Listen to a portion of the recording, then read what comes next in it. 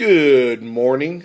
In today's segment, I wanted to talk about Mercury dimes, and we're kind of revisiting. I know I've touched upon this series a few times, and I had the opportunity to buy a small batch of Merc dimes this weekend.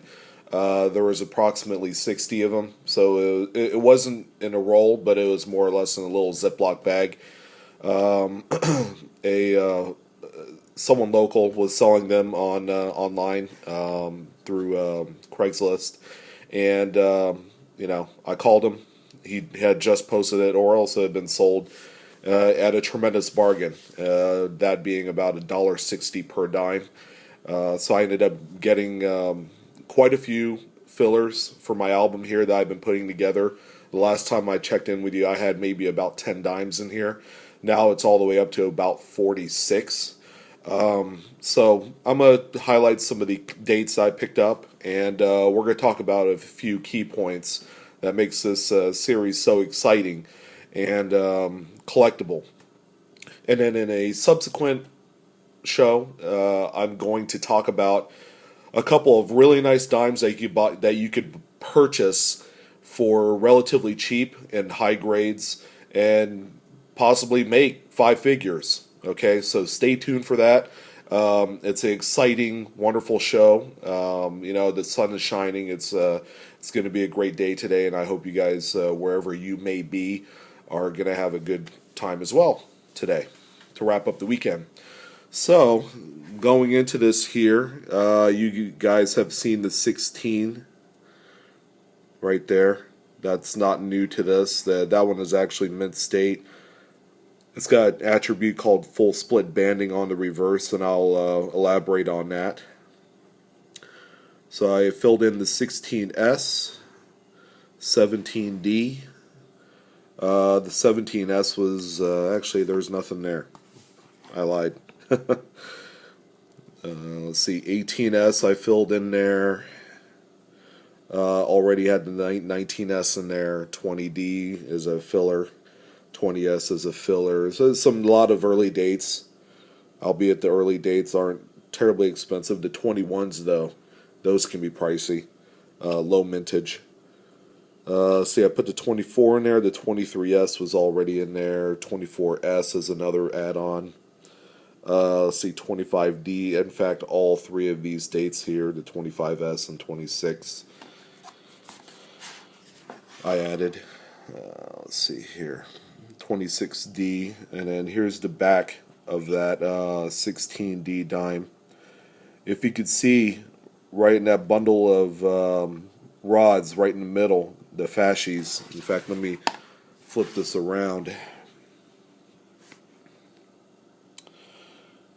So you see they're tied up with three sets of strings, the top, the bottom, and the middle. Full split banding simply refers to the middle set of strings. If you could see a well-defined line, in this case you do, a lot of them are mostly flat, and that's not as a result of wear. They're flat right out of the mint. But this one exhibits robust split banding. That's what this is. And the third-party graders, PCGS, NGC, and all those, they recognize this as a upgrade and attribute.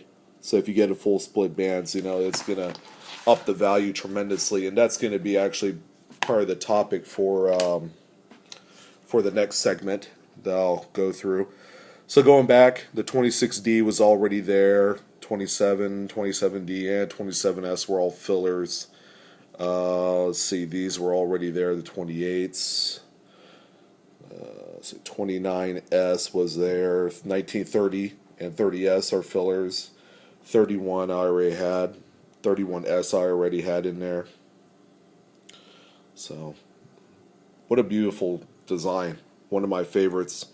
And if you're going to stack silver in the dime arena, definitely the Merc dimes are the best option, simply because they're resellable quick. The design helps. 36 was already in there. That's actually a higher graded item. I don't recall if it had full split bands. At 37 I filled. 37D I filled. So I've made some tremendous headway in this.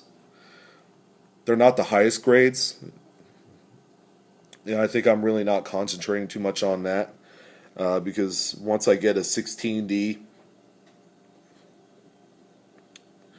it's really not going to be a high grade anyways. So these pair of 39s, the DNS were fillers.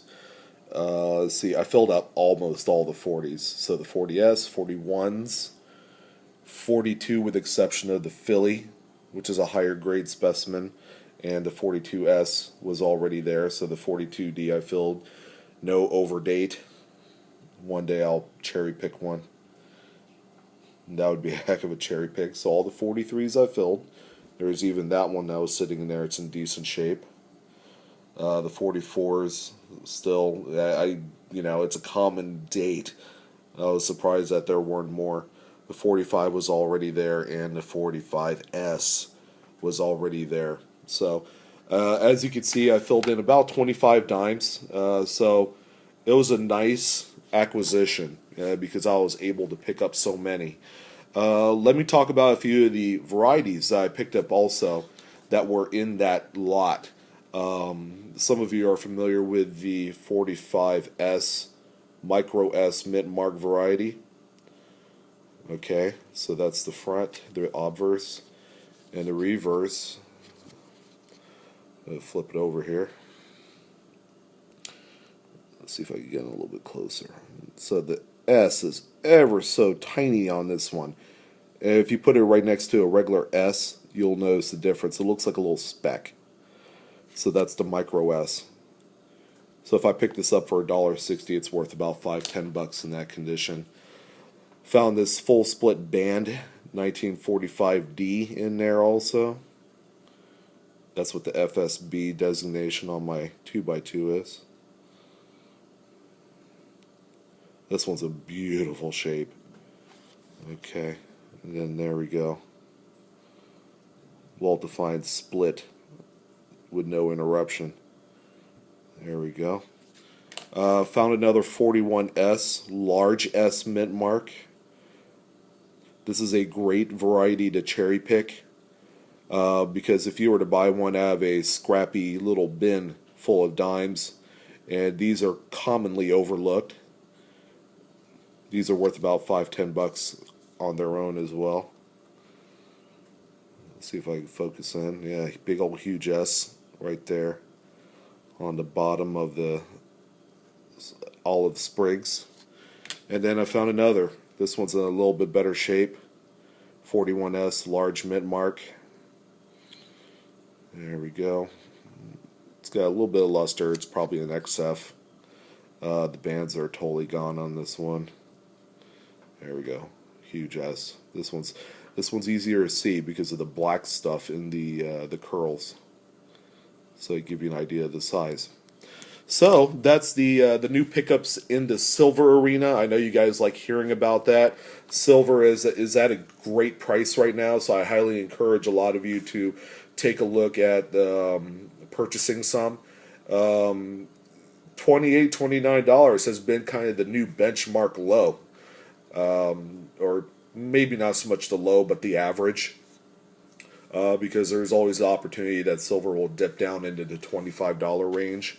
And, later on in the year, probably after the summer, it'll start to go back up over like 32, 33, 34, like it's been doing for the past 12, 18 months. So it's had its little price swings, nothing huge from what you guys have seen or heard.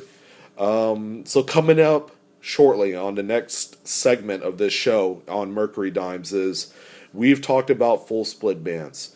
There are certain dates within the series that go all the way up as far as 1945 that if you're to find one with full split bands and simply robust luster, absolutely beautiful coin, some of them you could pick up from a dealer for as low as $10-15.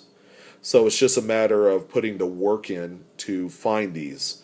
You have your magnifier in hand, you go to a dealer, you check out the boxes that they have. Very seldomly, unless it's a small dealer, they won't have any backstock of Mercury dimes because it's such a popular series, and they minted millions of them, lots of them. So these particular dates, if recognized as a mid state 64, 65 and up with full split bands, these coins have low populations and they're worth five figures. So in this next show, I'm going to talk about some of those key dates. I haven't had the pleasure of finding any of the key dates yet, but I wanted to let you guys know what they are, so that way you can take a look and see what is out there. And I want to hear some successful cherry picks. I've heard a few, and I'm glad that these videos are making the mark and educating a lot of you that haven't done it before. I like hearing the big wins. It's exciting. And hey, so stay tuned for the next episode. It's going to be coming at you in about 30. And thanks again, guys, for watching, and I'll talk to you soon.